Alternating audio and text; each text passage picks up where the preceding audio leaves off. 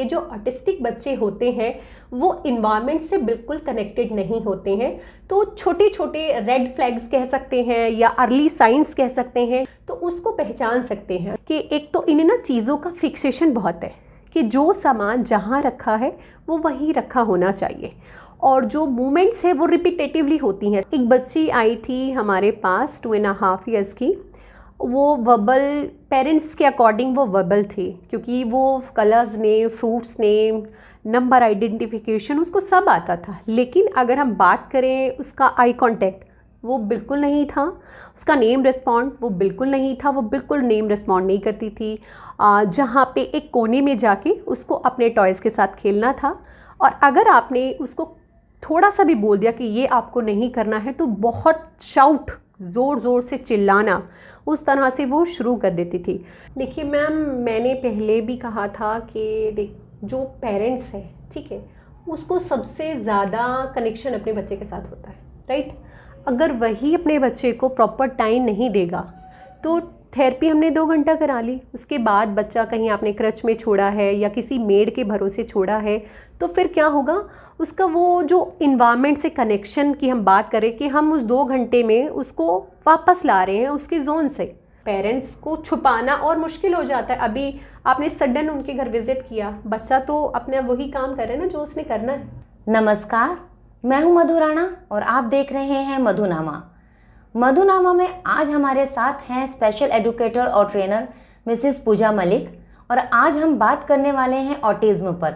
तो आज का एपिसोड आप बिल्कुल भी स्किप मत कीजिए, ये एपिसोड सभी के लिए ज़रूरी है। ज़रूरी नहीं कि आपके घर में या हमारे घर में ऑटिस्टिक बच्चे हों, ये हमारे आसपास में कोई भी हो सकता है। तो उन बच्चों के साथ में हमें कैसे बिहेव करना चाहिए, हम उन बच्चों को कैसे पहचानें और कैसे उनके साथ में हम आगे काम करें, इसके लिए हमें बहुत ज़रूरी है कि हमें गाइडेंस मिले। और उस गाइडेंस को देने के लिए आज हमारे साथ हैं मिसेस पूजा मलिक। पूजा जी, बहुत बहुत स्वागत है आपका मधुनामा में। सबसे पहले मैं मधुनामा के दर्शकों को बहुत बहुत नमस्कार करना चाहूँगी, साथ में ही मधु जी का भी ये धन्यवाद करना चाहूँगी कि आपने मुझे यहाँ बुलाया और एक ऐसे टॉपिक के बारे में आज आप सभी को अवेयर करना चाह रहे हैं जो बहुत कॉमन देखने को मिल रहा है कि आप, ज़रूरी नहीं है कि आपके घर में ही, आप जिस सोसाइटी में रहते हैं उस सोसाइटी में अपने नेबर्स वाले बच्चे जो हैं या आपके रिलेशन में जो बच्चे हैं, आप कहीं पर भी इस तरह के बच्चे देख सकते हैं और उनको इजीली आइडेंटिफाई कर सकते हैं। ये बहुत बड़ा कोई कॉन्सेप्ट नहीं है, बहुत बड़ा रॉकेट साइंस नहीं है इनको पहचानना या फिर इनके साथ काम करना। तो आज मैं इसी बारे में थोड़ी छोटी छोटी चीज़ें, जितनी मेरी जानकारी है पिछले 17 साल की, उसी को मिलाकर एक छोटा सा एक मैं आपको संक्षेप में एक बताना चाहूँगी कि हम कैसे इन बच्चों को पहचानें, कैसे उनके साथ काम करें और किस तरह से हम उनके भविष्य को उज्जवल बना सकते हैं। तो पूजा जी, ये ऑटिज्म है क्या और हम आम लोग कैसे उसको पहचानें?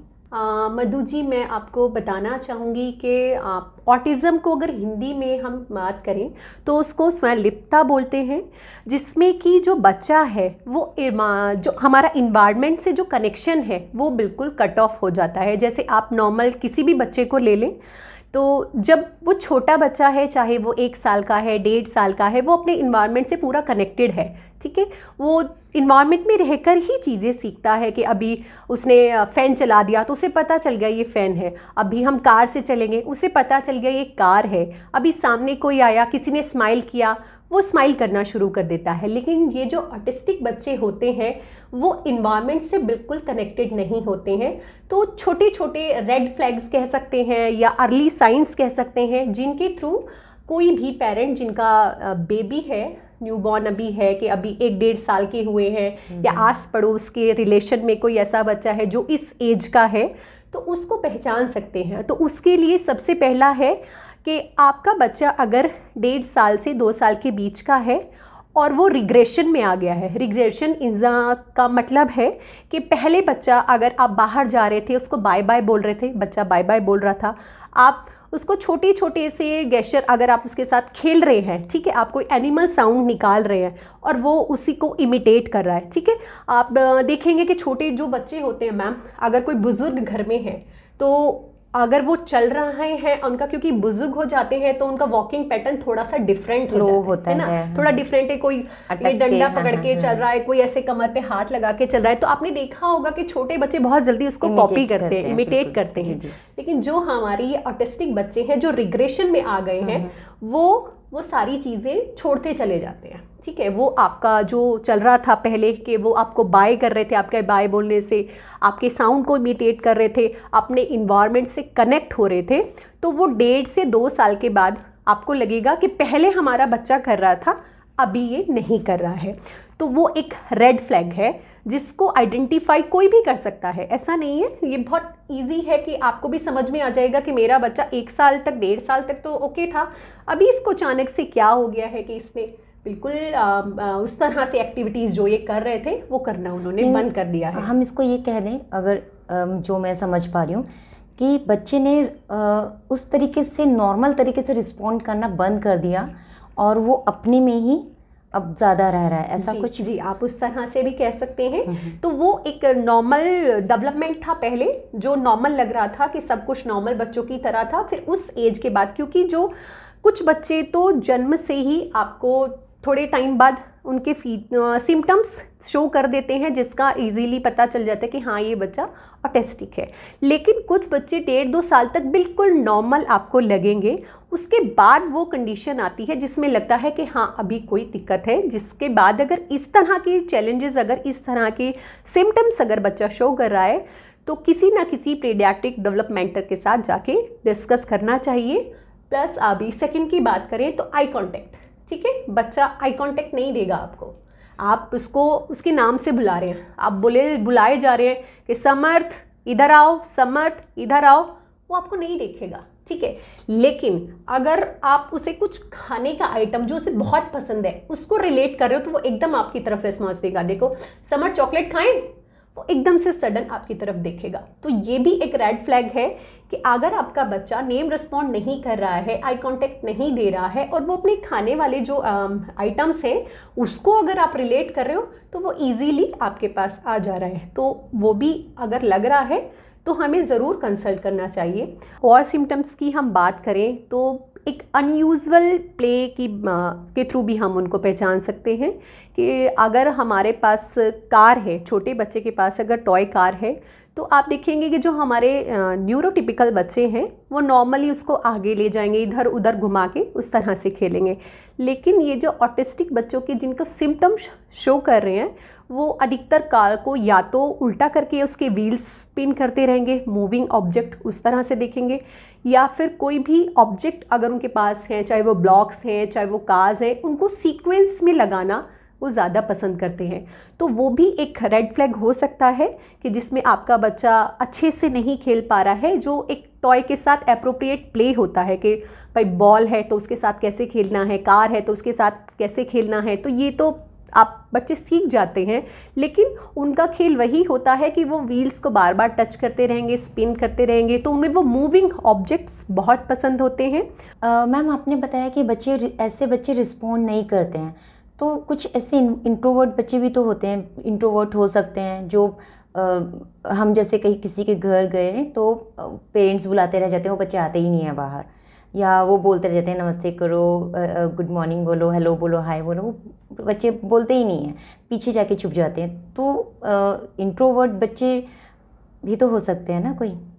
मैम देखिए, इंट्रोवर्ट एक अलग, पूरा ही टर्म एक अलग हो गया है, ठीक है। अब ऑटिस्टिक बच्चा है, नेम रिस्पॉन्ड नहीं कर रहा है तो वो किसी को भी नहीं कर रहा है, ठीक है। इंट्रोवर्ट पेरेंट्स को भी नहीं कर रहा है। अगर आप 10 बार उसको बुला रहे हैं तो वो एक बार भी आपको नहीं देख रहा है, ठीक है। लेकिन आप उसकी खाने वाली चीज़ का नाम अगर ले रहे हैं कि भाई मेरे आप आ जाओ, आपको चॉकलेट मिलेगा, तो वो चॉकलेट सुन रहा है लेकिन अपना नाम पे रिस्पॉन्ड नहीं कर रहा है। लेकिन अगर इंट्रोवर्ट की मैं बात करें तो वो अपने पेरेंट्स को तो एटलीस्ट, अगर शाय नेचर भी है तो पेरेंट्स के साथ तो कन्वर्सेशन रखते ही हैं, पेरेंट्स बुला रहे हैं तो उनके पास तो जाते ही है। कोई नया आ गया तो ठीक है, समझ में आ रहा है कि हाँ सबके सामने नहीं बोलना है, लेकिन पेरेंट्स के साथ तो एटलीस्ट सभी का रहता है। इनके और भी कई सारी चीज़ें हैं जिनके थ्रू हम ऑब्ज़र्व कर सकते हैं कि एक तो इन्हें ना चीज़ों का फिक्सेशन बहुत है कि जो सामान जहाँ रखा है वो वहीं रखा होना चाहिए, और जो मूवमेंट्स है वो रिपीटेटिवली होती हैं। सपोज़ उन्हें एक वीडियो देखना है तो वो वीडियो को उसी जगह से देखेंगे जहाँ से वो उनको पसंद आ रहा है, बार बार रिमाइंड करके, बार बार पीछे आगे करके वो उसी एग्जैक्ट साउंड को या उसी पिक्चर को वो बार बार देखना पसंद करते हैं। तो वो भी एक साइन हो सकता है, अर्ली साइंस जो जिसका हम डिस्कशन कर रहे हैं। प्लस बात आती है लैंग्वेज की।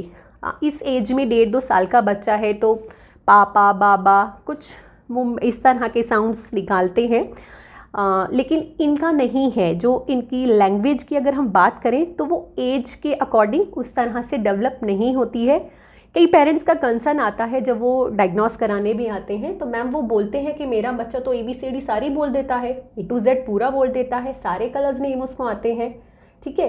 तो यहाँ पे ABCD बोलना, 1 2 3 बोलना एक अलग चीज़ है, और एक मीनिंगफुल वर्ड बोलना, पापा को देख के पापा बोलना, बॉल को देख के बॉल बोलना, वो एक अलग चीज़ है। क्योंकि ABCD और ये 1 2 3 आप कहीं भी सुन के रट सकते हैं पूरा टाइम। ये बच्चे आपने देखा होगा, या तो राइम्स कहीं भी जा रहे हैं, राइम्स इधर उधर सुन के जो भी उन्होंने सुना है उसको पूरा टाइम रिपीट करते रहते हैं। लेकिन जहाँ पे मीनिंगफुल वर्ड्स की अगर बात आ रही है कि पापा कहाँ हैं या पापा आ रहे हैं, तो वो उस चीज़ पे नहीं वो इस तरह से रिस्पॉन्स करते। तो ये भी एक साइन हो सकता है कि अगर हमारा बच्चा इस तरह की सिम्टम्स शो कर रहा है तो हमें जल्दी से जल्दी जाके एक डेवलपमेंटल पीडियाट्रिक को दिखाना चाहिए और उसके लिए आगे के उसके प्लान डिस्कस करने चाहिए। तो मीन्स ये बच्चे जो हैं वो वर्ड जो नाम है उनको चीज़ों के साथ में रिलेट नहीं कर पाते हैं।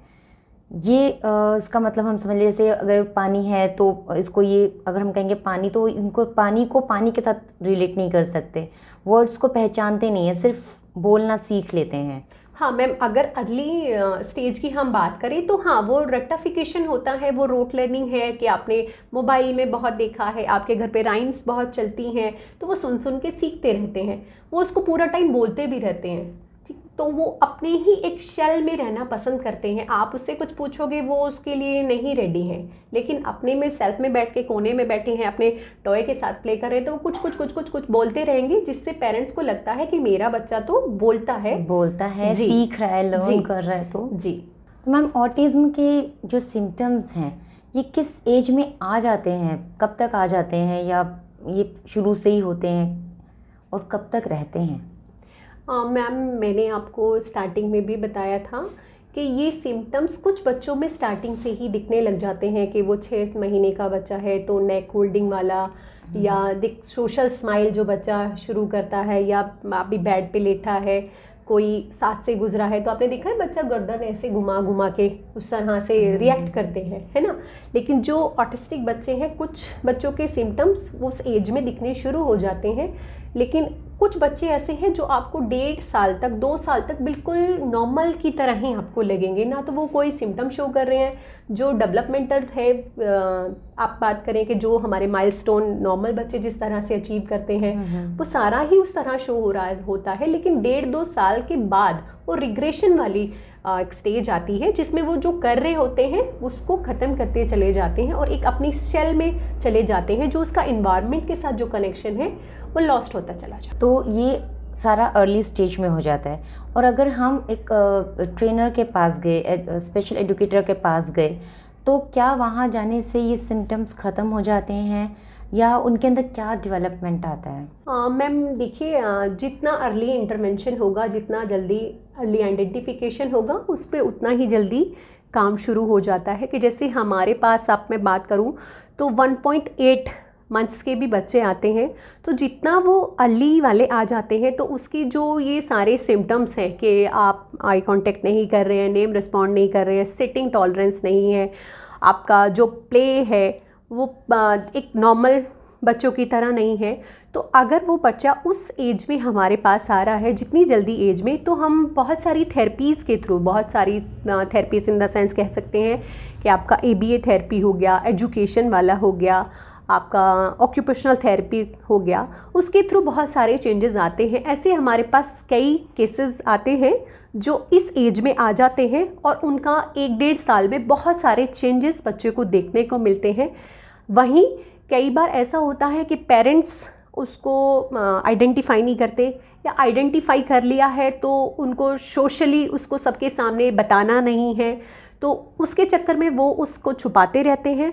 और एक ऐसी एज में हम लोगों के पास आते हैं जब बच्चा 8 साल का हो गया है, 10 साल का हो गया है, और वो शायद उनसे एक तरह से उस टाइम तक आते आते बच्चे में बहुत सारे बिहेवियरल इशू भी आते हैं। ऐसे बच्चे भी हमारे पास आते हैं कि जो आप कहें कि मतलब हाय हेलो करने में ही स्किन नोच के बिल्कुल ले जाते हैं, क्योंकि उन्हें वो जगह ही पसंद नहीं आ रही, उन्हें लगता है कि यहाँ नई जगह हमें लेकर आए ही क्यों है।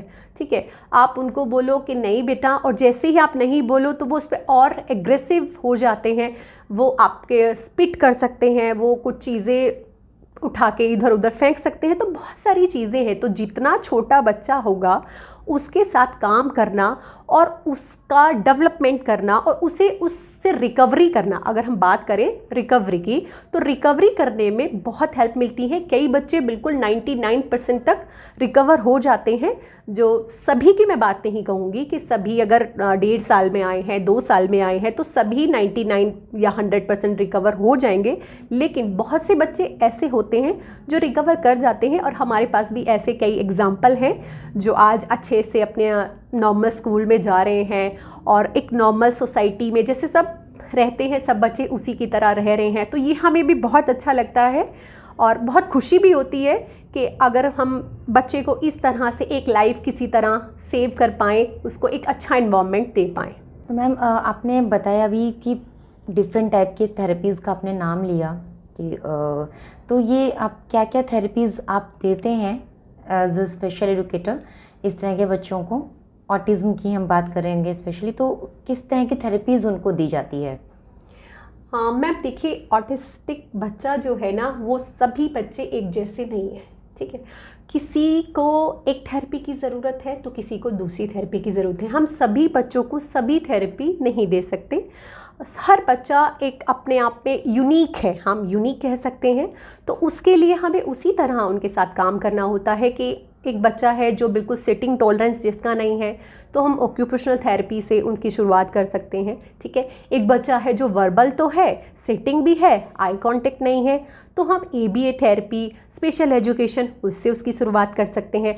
तो ऐसी डिफरेंट चीज़ें हैं कि जो बच्चा जहाँ स्टैंड करता है, जहाँ पे उसका कंसर्न आ रहा है, उसी से रिलेटेड हम थेरेपीज़ बच्चे को रिकमेंड करते हैं और पेरेंट्स को भी गाइड करते हैं कि वो उस तरह से उन बच्चों के साथ काम किए ताकि उनको और अच्छे से रिकवर होने में हेल्प मिले। कई बार होता है कि पेरेंट्स चले गए हैं पीडियाट्रिक के पास, पता चल गया है बच्चे के साथ सिम्टम्स हैं, तो एक सेंटर पे गए हैं तो वहाँ पे बहुत सारी थेरेपीज़ रिकमेंड कर दी जाती हैं, चाहे वो उसके लिए है या वो उसके लिए नहीं है। ठीक है, तो ये एक आप कह सकते हैं मनी मेकिंग वाला भी थोड़ा सा हो गया है।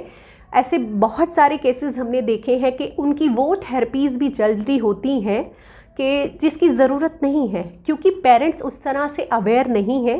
उनको लगता है जिसने जो बताया है, जिस थेरेपिस्ट ने जैसा कह दिया वही हमें करना चाहिए।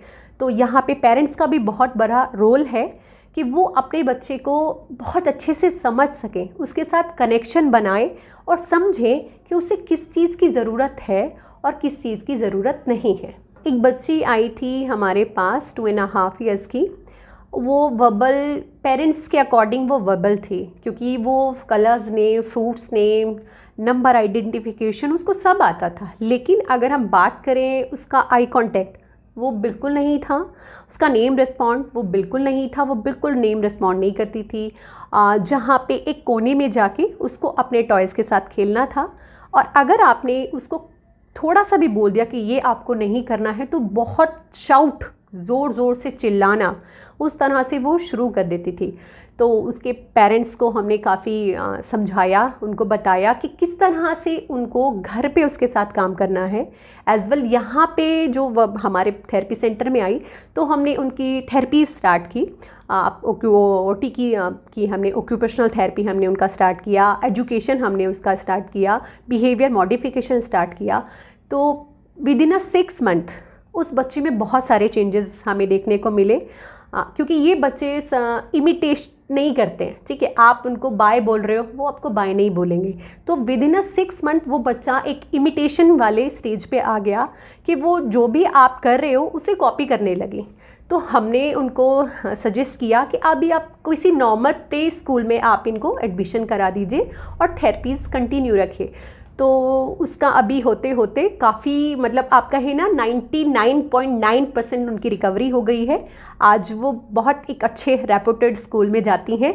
और बिहेवियर में छोटे मोटे जो कंसर्न कभी कभी आते हैं तो उसके पेरेंट्स डिस्कस कर लेते हैं, और मतलब इस तरह की चीज़ें हमें भी मोटिवेट करती हैं कि इस तरह का काम हम किसी के लिए कर पाए और किसी की लाइफ सेव कर पाए।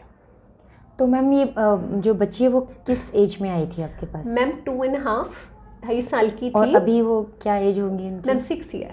ओह जी। तो अभी नॉर्मल स्कूल में है जैसे जाते हैं? मैम नॉर्मल स्कूल तो में मैम जाती है। ऑटिस्टिक बच्चों से हम ये एक्सपेक्ट कर सकते हैं कि हम उनको एक नॉर्मल स्कूल में भी आगे चल कर अगर हम टाइमली उनके साथ काम करें, उनको टाइमली थेरेपिस्ट के पास ले जाएं, तो हम आगे उम्मीद कर सकते हैं कि हम इनको नॉर्मल लाइफ एक दे पाएंगे नॉर्मल स्कूल में भेज करके, ऐसा उम्मीद कर सकते हैं हम लोग? हाँ मैम, उम्मीद से यहाँ पे मैं आपको एक छोटा सा और करेक्शन करना चाहूँगी कि सब बच्चे उस लेवल के नहीं है कि जिनको हम सभी को नॉर्मल स्कूल भेज सकें।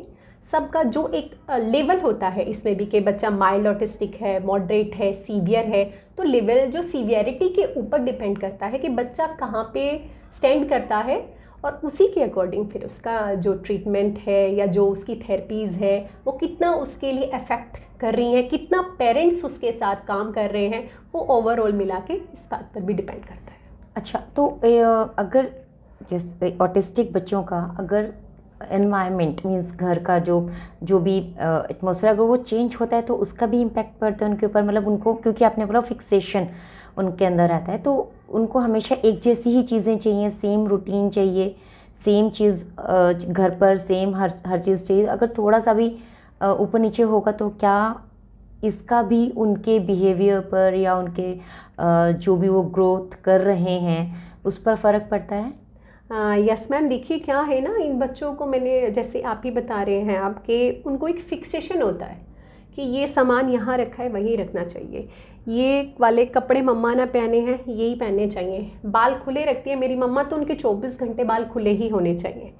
तो वो एक फिक्सेशन वाला जो है ना मैम, उसको ब्रेक करना होता है, क्योंकि लाइफ में हमेशा आप समझिए कि एक सा पैटर्न तो नहीं चल सकता है कि आप चाय का कप यहीं रखेंगे, आप बालों को हमेशा खुले रखेंगे, आप सुंदर कपड़े पहनकर ही रखेंगे, ऐसा तो नहीं हो सकता है।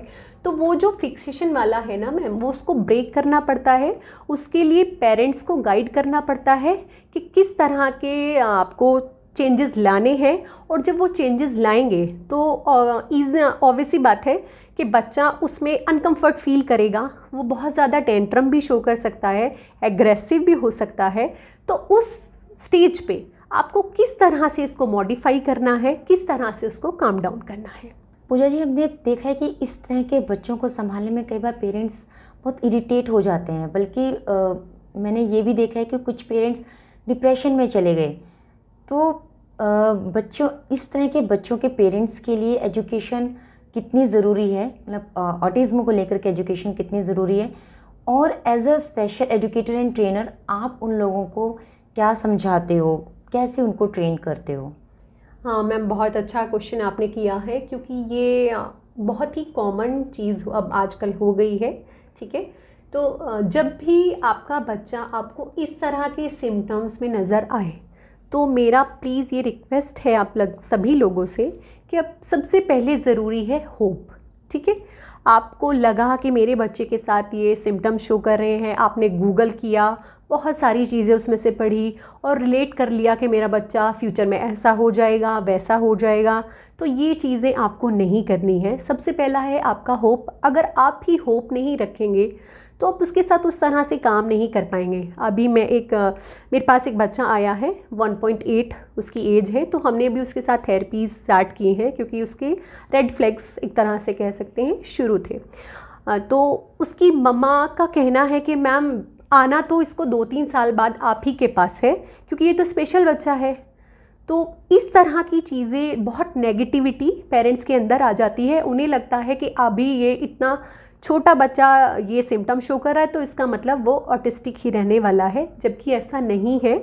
ऐसे बहुत सारे केसेस होते हैं जो इस तरह के रेड फ्लैग्स शो कर रहे हैं, लेकिन उनकी रिकवरी हो जाती है। तो प्लीज़ आप एक तो होप बना के रखें। सेकंड, दूसरा है एक्सेप्टेंस। आपको लगा है कि आपके बच्चे में ये कंसर्न मुझे दिख रहे हैं, तो प्लीज़ आप उसको एक्सेप्ट करें।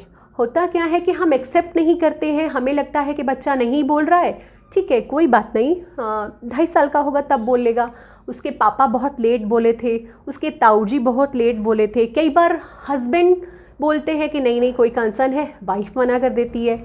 हस्बैंड वाइफ अगर एग्री कर रहे हैं कि हाँ हमारे बच्चे के साथ शायद कुछ कंसर्न है, हम कहीं जाके कंसल्ट कर ले, तो जो इन लॉज हैं, फैमिली मेम्बर्स हैं, वो मना कर देते हैं कि तुम बेवजह क्यों ही आपको जाना है, अभी इस बच्चे की एज ही क्या है, ठीक है। तो आप अगर इस तरह की चीज़ें देख रहे हैं तो सबसे पहले उसको एक्सेप्ट करें और कहीं जाके ज़रूर कंसल्ट करें, ताकि अगर ये कंसर्न है भी तो उनके साथ टाइमली काम किया जा सके और उसकी रिकवरी की जा सके। थर्ड, मैं आपको ये कहना चाहूँगी कि कई बार पता चल गया है, एक्सेप्ट भी कर लिया है, हमने थेरेपी सेंटर पे भेजना शुरू कर दिया, राइट।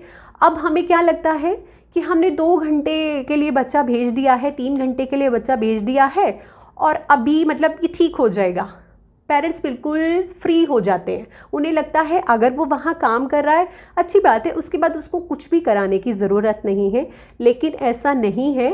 जितना ज़्यादा आप और हम लोग मिलकर उस बच्चे के साथ कंटिन्यू काम करते रहेंगे, उनके रिकवरी बहुत अच्छी होती है। ऐसे बहुत से पेरेंट्स हैं जो अपने बच्चों के साथ काम करना बिल्कुल छोड़ देते हैं, उन्हें लगता है कि थेरेपी सेंटर जा रहा है तो ठीक हो जाएगा, या बहुत सारी थेरेपीज़ कराते हैं, हाँ अलग अलग 6-6, 7-7 एक दिन में उसके बच्चे के सेशंस हो रहे हैं। उन्हें लगता है कि जितनी ज़्यादा थेरेपी कराएंगे उतना ज़्यादा बेनिफिट होगा, उतनी ज़्यादा रिकवरी होगी।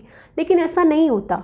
आपको भी अपने बच्चे को उतना ही टाइम देना होता है, उतनी ही बॉन्डिंग रखनी होती है, क्योंकि आप अपने बच्चे को किसी भी थेरेपिस्ट से ज़्यादा जानते हैं।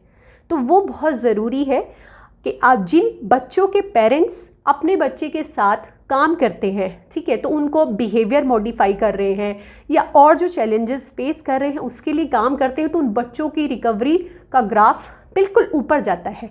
लेकिन जो पेरेंट्स थेरेपिस्ट के भरोसे अपना बच्चा छोड़ देते हैं तो उनका ग्राफ आता जाता रहता है, क्योंकि बच्चे को भी पता है कि घर जाके तो मुझे कुछ करना नहीं है। थेरेपिस्ट के साथ वो बहुत अच्छा रिस्पॉन्स देते हैं, लेकिन घर पे जाके वो कुछ नहीं करते, बिहेवियर्स और बना लेते हैं। तो प्लीज़ आप कहीं भी अपना बच्चा लेकर जा रहे हैं तो आपको भी उसके साथ काम ज़रूर करना है, ठीक है। और एक ये है कि आपको उनके बहुत प्यार से डील करना है।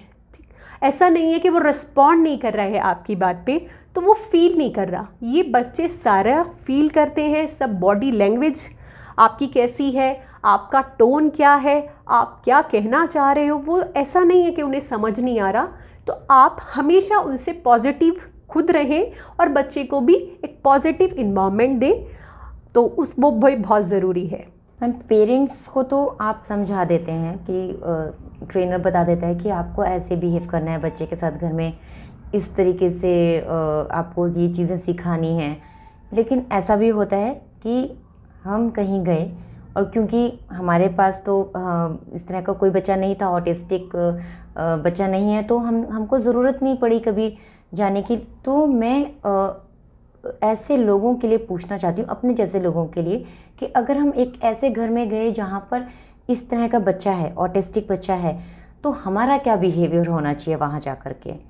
मैम देखिए, बहुत अच्छी बात है ये जो आप सुनना चाह रहे हैं और सबको ये समझाना चाह रहे हैं कि आप देखिए जिसके बच्चे के साथ डायग्नोस हुआ है, ठीक है, या रेड फ्लैग्स है, उनकी जो मेंटल कंडीशन होती है, आप समझ सकते हैं जब हमें पता चले कि हमारा बच्चा ये इस एज में नहीं कर पा रहा है, फिर पूरा टाइम हम एक फियर में रहे कि पता नहीं भविष्य में इसका क्या होगा, ये नॉर्मल हो भी पाएगा या नहीं हो पाएगा, हमारी सोसाइटी वाले क्या कहेंगे, कोई घर पे नहीं बुला रहा है, कोई बच्चा खेलने के लिए उनके घर नहीं भेज रहा है, अगर वो अपने बच्चे को कहीं पर लेकर जा रहे हैं कोई अपने बच्चे को उस तरह से उन्हें नहीं खिला रहा है, तो उस पेरेंट्स का जो मेंटल लेवल होगा वो क्या होगा, बहुत ज़्यादा स्ट्रेस्ड, ठीक है, डिप्रेस।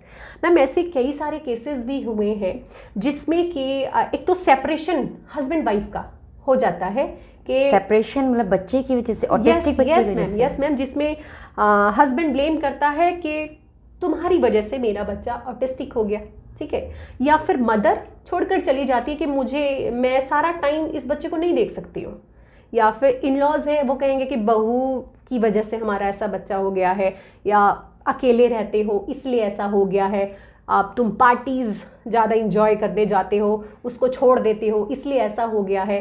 तो बहुत सारी ऐसी चीज़ें हैं जो एक पेरेंट्स, जो स्पेशल बच्चों का पेरेंट है वो झेल रहा होता है, और उसमें हम जैसे लोग भी कुछ मैम उसको सपोर्ट नहीं कर रहे होते, हम उनका जो स्ट्रेस लेवल है उसको बढ़ा रहे होते हैं, ठीक है। अभी हम उनके घर में गए हैं, अभी बच्चा है तो वो आपका ये चश्मा भी उठाएगा आपको, क्योंकि उसे सेंसरी इश्यूज है, उसे हर चीज़ टच करके देखना है कि ये कैसी है, उसे स्मेल करके देखना है कि ये क्या है, तो वो आपके पास भी आएगा, आपको टच भी करेगा। हो सकता है आपके बाल आपने खुले किए हो, उसे अच्छे लग रहे हैं, वो टच करके देखे, आप एक्सेप्ट नहीं करेंगे कि यार कैसा बच्चा है, इन्होंने इस एज में अभी 3 साल का हो गया है, 4 साल का हो गया, इन्होंने यही नहीं सिखाया कि अपने किसी कोई आए तो उसको नमस्ते भी करना है।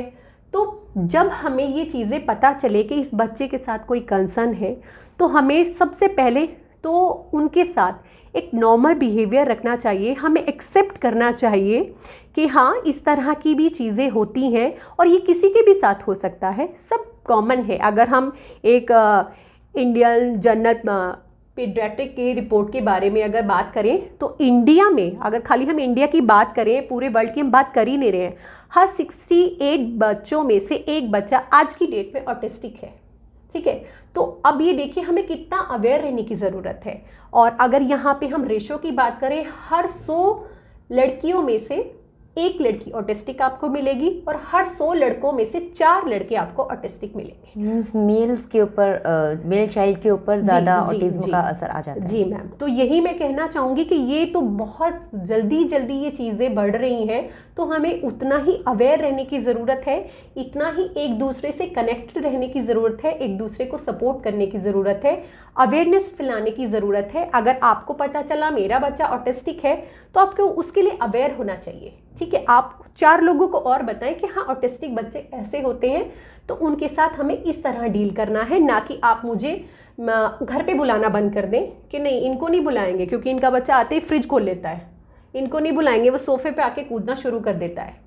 तो जो मेंटल स्टेटमेंट जिस दौर से वो पेरेंट्स गुजर रहे हैं, एक तो वो है ही, प्लस हम जैसे लोग और उस चीज़ को बढ़ा देते हैं, उनको अकेला कर देते हैं, और उनको अकेला कर देते हैं, उन्हें डिप्रेशन की तरफ धकेल देते हैं, सुसाइड तक कमिट कर लेते हैं लोग कि मतलब मेरा बच्चा ऐसा हो गया है, अब इसका कुछ नहीं हो पाएगा तो मैं मर जाता हूँ।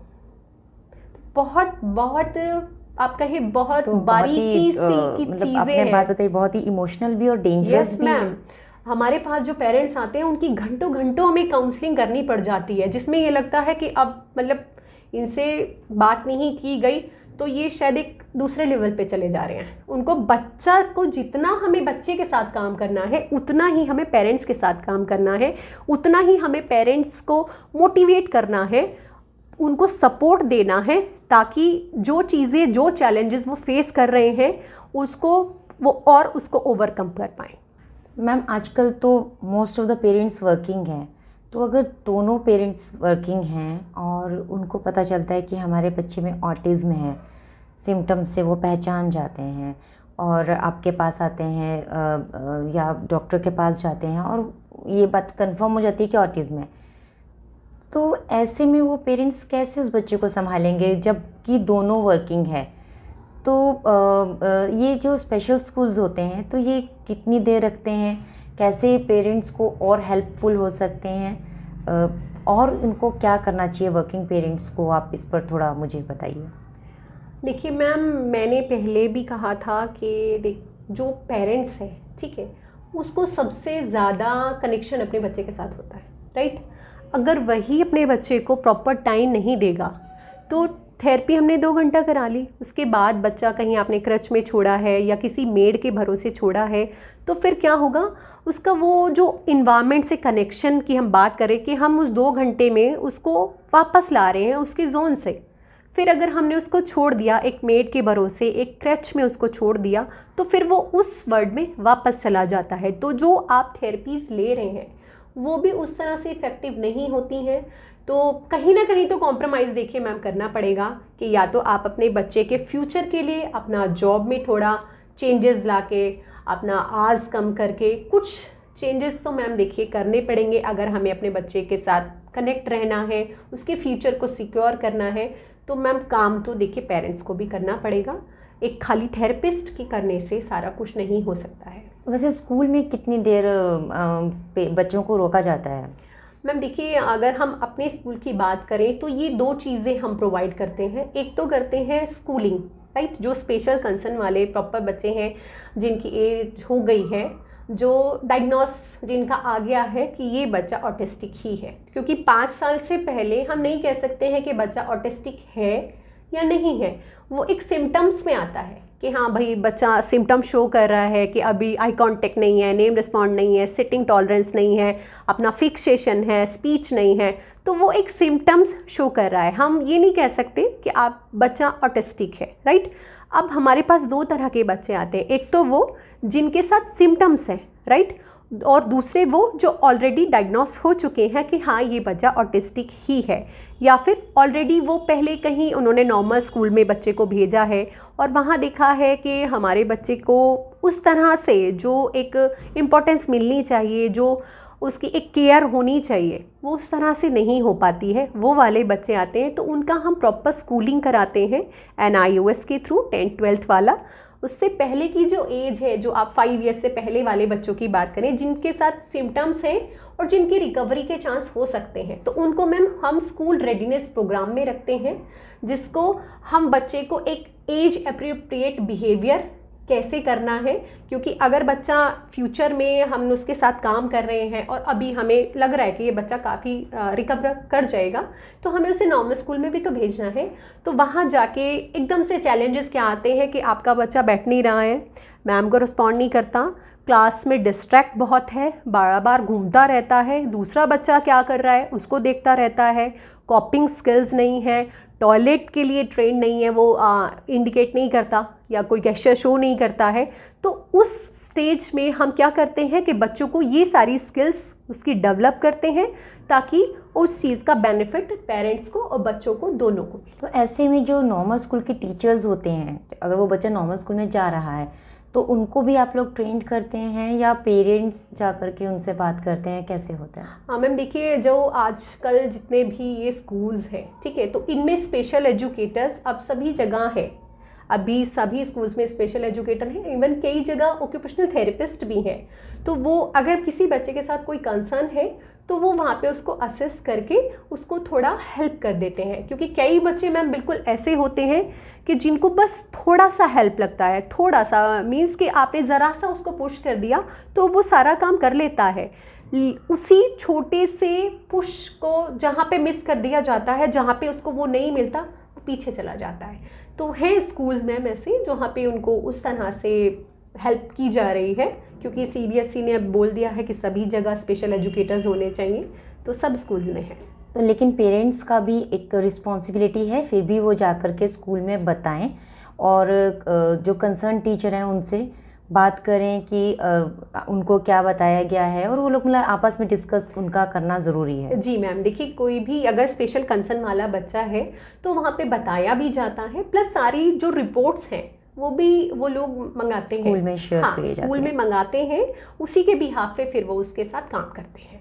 ऐसा नहीं है कि आपने भेज दिया और आपने नहीं बताया तो पता तो देखिए चल ही जाएगा, क्योंकि अगर कुछ भी स्पेशल कंसर्न हो रहा है तो वो नोटिस में आज नहीं आएगा तो कुछ दिन बाद आ जाएगा, राइट। तो इसी तरह पेरेंट्स बता देते हैं, उनका फिर स्कूल वाले जो हैं वो मांगते हैं कि आप पूरे डॉक्यूमेंट्स हमें दिखाइए, इनके असेसमेंट रिपोर्ट्स हमें सबमिट कीजिए, और फिर उसके साथ वो काम करते हैं। ऐसे भी पेरेंट्स होंगे जो छिपाते होंगे आपने बताया कि कुछ पेरेंट्स नहीं बताते हैं, आसपास में छिपाते हैं, तो क्या ये एक डेंजरस सिचुएशन को इनवाइट कर सकता है? इस तरह क्या उसका इम्पैक्ट होगा अगर वो पेरेंट्स नहीं बताते हैं, बाहर सोसाइटी में, स्कूल में नहीं समझाते हैं और नहीं बताते हैं, तो क्या क्या उसका इम्पैक्ट आ सकता है?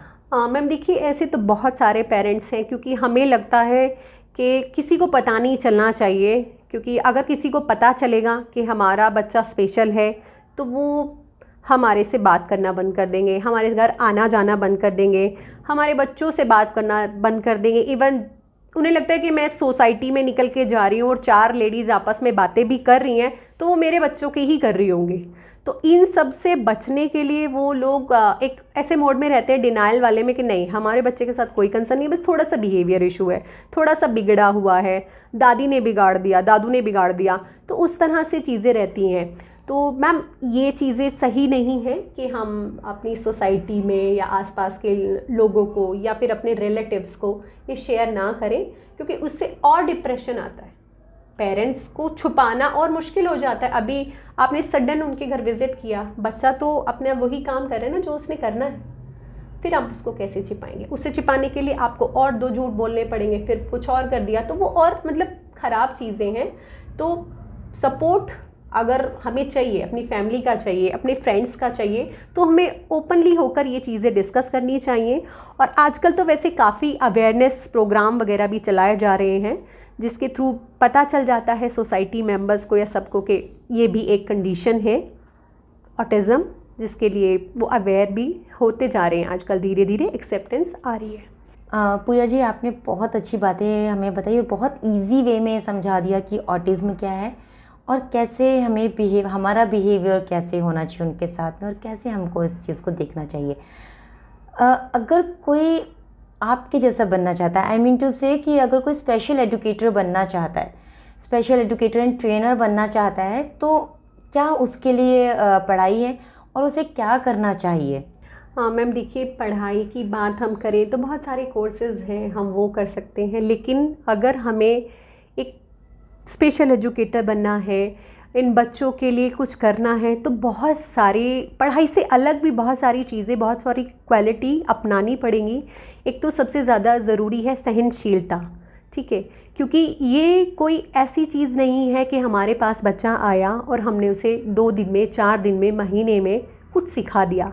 ऐसा भी हो सकता है कि एक ही एक्टिविटी, एक ही चीज़ सिखाते सिखाते हो सकता है हमें 3 महीने लग जाएं, हमें 6 महीने लग जाएं। तो वो पेशेंस हमारे अंदर होना चाहिए कि हाँ, इसे मुझे सिखाना है।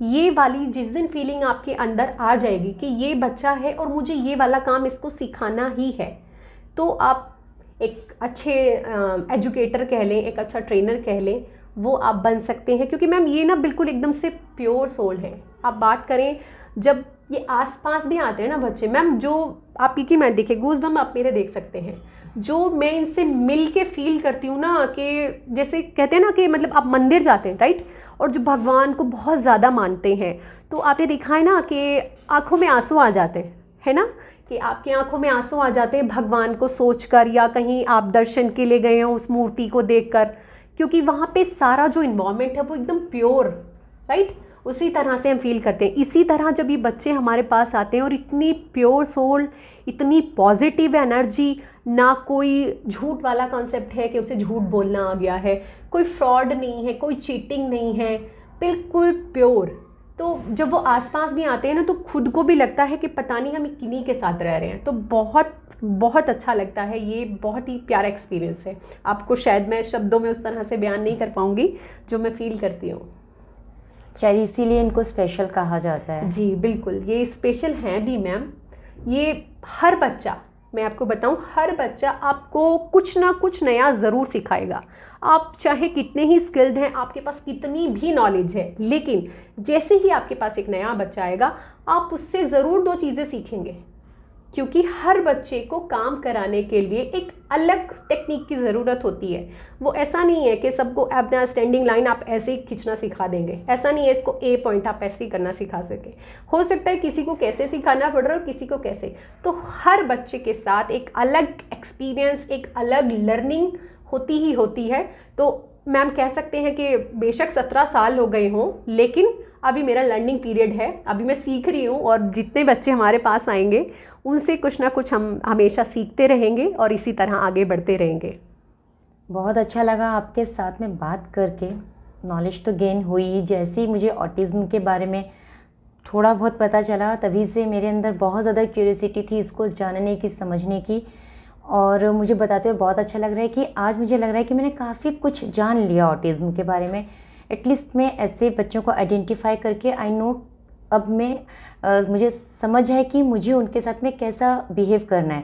पहले अगर मुझे अचानक से कोई ऐसे ऑटिस्टिक बच्चा मिल जाता तो शायद मैं कंफ्यूज हो जाती, यार ये कर क्या रहे हैं और मुझे इनके साथ क्या करना चाहिए। शायद मैं इरिटेट होकर उनसे गुस्सा भी कर लेती, लेकिन अभी मुझे पता है कि उनके साथ में मुझे बहुत काम रहना है और बहुत ज़्यादा पेशेंस रखने हैं। और आपने बहुत अच्छे से एजुकेट किया हमें। अगर हम ये ठान लें, ठीक है, चाहे वो एजुकेटर है चाहे वो पेरेंट्स हैं, अगर हमने ठान लिया कि मुझे ये काम अपने बच्चे को सिखाना है, अगर आप कंटिन्यू 45 to 60 डेज़ कंटिन्यू आप उसको रोज़ाना करा रहे हैं वो काम, तो कोई नहीं रोक सकता उस बच्चे को सीखने से।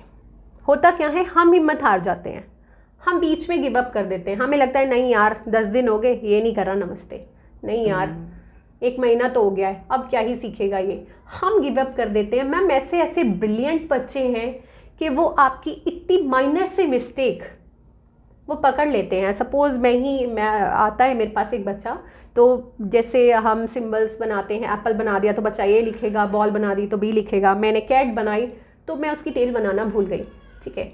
अभी मैंने बच्चे को काम करने को दिया, उसने फिंगर रखा, मैंने ध्यान नहीं दिया ये क्यों कह रहा है, मैंने कहा हाँ सी लिखो, तो वो मुझे दिखा रहा है कि मैम आपने यहाँ टेल तो बनाई ही नहीं है, मैं सी क्यों लिखूँ। जी मैम, इन बच्चों की फोटोग्राफिक मेमोरी होती है, वो हर चीज़ बिल्कुल अच्छे से बहुत परफेक्ट तरीके से कर सकते हैं अगर उन्हें अच्छे से सिखाया जाए तो। हर चीज़ को बहुत बढ़िया तरीके से करना उन्हें आता है, लेकिन क्या है कि हमें लगता है कि ये डिफरेंटली एबल है तो ये नहीं कर पाएगा। इवन पेरेंट्स को लगता है कि हमारा बच्चा नहीं कर पाएगा, हम उसको वो करने ही नहीं देते। जब सपोज़ मैं खाना खिलाने की ही अगर बात करूं, अभी 8-9 साल के बच्चे हैं, अगर उनसे पूछो कि मैम खाना बच्चा खुद खा लेता है, नहीं मैम ये खा नहीं पाता, ये नीचे गिराता है। तो हम उनसे पूछते हैं कि स्टार्टिंग में कोई भी बच्चा जो खुद से खाना सीखता है 2.5 साल का 3 साल का, जिसमें हम छोटी रोटियां चावल दे देते हैं, तो हमेशा बच्चे नीचे गिराते हैं। पेरेंट्स को लगता है कि अभी ये खाना खाएगा तो सब कुछ गंदा हो जाएगा, ये सब कुछ गिरा देगा, ये अच्छे से सब्जी अप्लाई नहीं करेगा, ठीक है। और वही बच्चा जब हमारे पास आता है, हमारे स्कूल रेडीनेस प्रोग्राम में आए या स्कूल में आए, वो कुछ ही मंथ में मैम प्रॉपर खाना सीख जाता है, क्योंकि हमारा मेन टारगेट उसका मेस का नहीं है कि उसने खाया तो उसके कपड़े गंदे हो गए, पूरा टेबल गंदा हो गया, वो हमारा कंसर्न नहीं है। हमारा है कि हमें उसे इंडिपेंडेंट बनाना है। यहाँ पे एक और चीज़ देखिए, मैं ये क्लियर करना चाहूँगी कि जितनी बातें आपने मुझसे सुनी है, ज़रूरी नहीं है कि वो हर बच्चे से रिलेट करे। किसी भी बच्चे से 2 बातें करेंगी, किसी से 4 बातें करेंगी। उसके लिए आपको क्या करना है कि जब भी आपको इस तरह के सिम्टम्स या ऐसे कंसर्न अपने बच्चे के लग रहे हैं, तो आप जाकर कंसल्ट करें, जो डेवलपमेंटल पीडियाट्रिक्स हैं उनके साथ कंसल्ट करें, और वहाँ पर जिसका जो कंसर्न है उसी से रिलेटेड वो प्लान और उस पर काम किया जाए और बच्चे के साथ आगे उसको रिकवर करने में उसकी हेल्प की जाए। अगर हम एजुकेशन की बात करें तो क्योंकि मैंने बहुत पहले किया था 2007 के, उस टाइम पे डिप्लोमा सबसे ज़्यादा मतलब ट्रेंड में था, ठीक है। उस टाइम बीएड 1 साल का था और डिप्लोमा 2 ईयर्स का था, तो वहाँ से हमने शुरुआत की। लेकिन आज के टाइम में ये बीएड ही है, तो आप बीएड कर सकते हैं, एमएड कर सकते हैं, एमएससी कर सकते हैं, पीएचडी कर सकते हैं, करने को बहुत सारी चीज़ें हैं।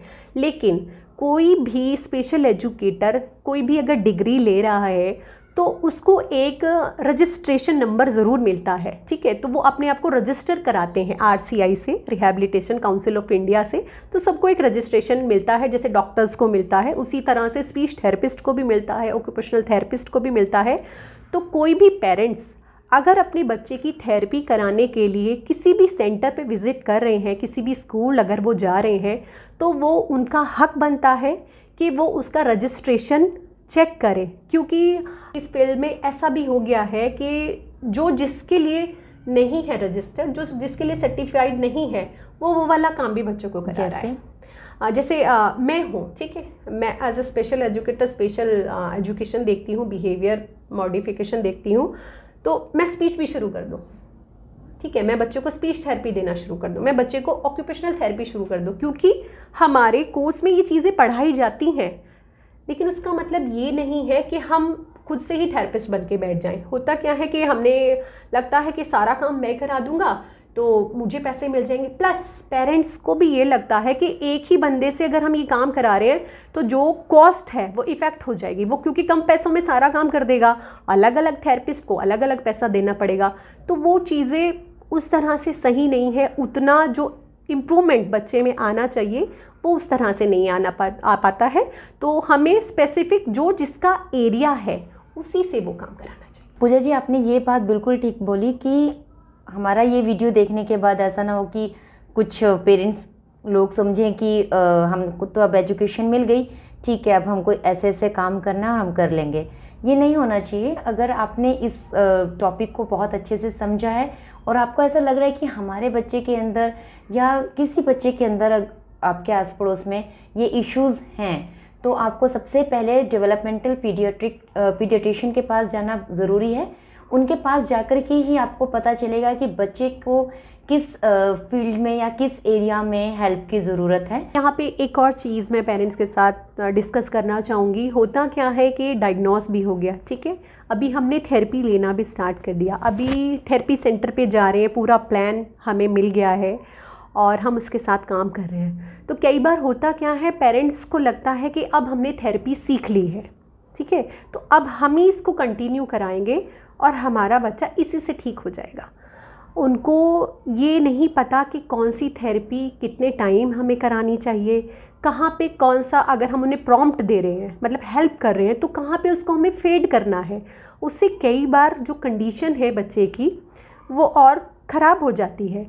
जो थेरेपिस्ट है ऑलरेडी वो होम प्लान देते हैं, वो वीडियोस वगैरह ऑलरेडी शेयर करते हैं कि आप ये वाली चीज़ अपने बच्चे को कराएं, लेकिन एकदम खुद से पेरेंट्स का थेरेपिस्ट बनना ये भी उनके बच्चे के लिए काफ़ी नुकसानदायक है, क्योंकि उन्हें नहीं पता कि ये वाला काम यहाँ से करा के सिर्फ यहीं तक कराना है। वो उसको हो सकता है वो उस चीज़ की ज़रूरत जब थेरेपिस्ट ने शुरू किया हो 3 मंथ्स का ही हो, अब वो आगे कंटिन्यू कर रहे हैं तो उससे और चैलेंजेस आ सकते हैं। तो प्लीज़ इस तरह की चीज़ों को थोड़ा अवॉइड करें। आप टाइमली जाकर असेसमेंट रीअसेसमेंट कराते रहें और जो होम प्लान मिला है उसको प्लीज़ ज़रूर फॉलो करें, क्योंकि आप जो करेंगे वो आपके बच्चे के लिए 100% होगा और उससे अच्छा शायद मैं बताऊं कोई थेरेपिस्ट भी नहीं कर पाएगा जो आप अपने बच्चे के लिए कर सकते हैं।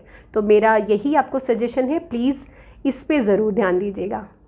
पूजा जी, बहुत अच्छा लगा कि आप हमारे स्टूडियो में आए और मधुनामा में आकर के आपने बहुत अच्छी अच्छी इन्फॉर्मेशन दी और मुझे समझ में आ रहा है कि अभी आपके पास और भी बहुत कुछ है बताने के लिए, लेकिन हर चीज़ जैसा कि आपने बोला पेरेंट्स के लिए कि हर चीज़ पेरेंट्स को नहीं बताई जा सकती, सिर्फ एक गाइडेंस दे सकते हैं और उस गाइडेंस के अकॉर्डिंग ही पेरेंट्स को या फैमिली को वर्क करना चाहिए ऐसे बच्चों के साथ में।